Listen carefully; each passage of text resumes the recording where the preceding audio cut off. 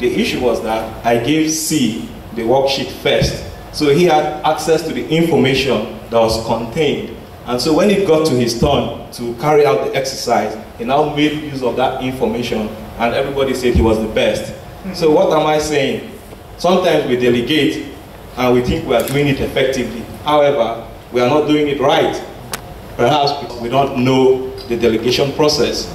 And that is why I brought the concept of an unconscious incompetence or unconscious incompetent person, because you don't know that you don't know, so you will not be able to do it right. But when you now know, we now move from the unconscious incompetence person to become conscious incompetent. Now you are aware that you don't know.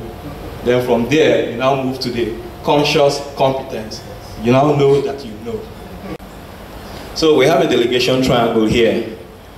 We have the do report, check, do, and report. And this shows the level to which you delegate and you empower. At the bottom angle here, bottom of the triangle here, this is the first stage of the delegation process, where you have to, when you assign the task, you check with the person does it, the person reports back to you. And if it is okay, then you move on. The second stage is, after having gone through this stage maybe for a couple of times, you are now sure that the person is capable of avoiding certain mistakes. So the person can now go ahead and do it and report back to you.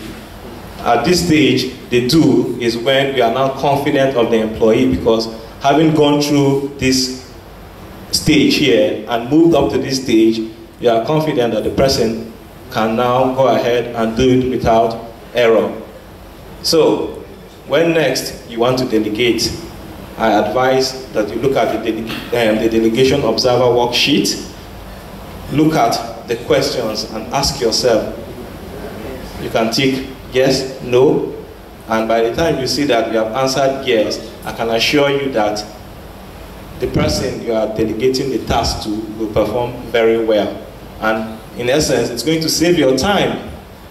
So if for any reason you don't get anything from this presentation, I want you to know that effective delegation begins with the knowledge of the delegation process.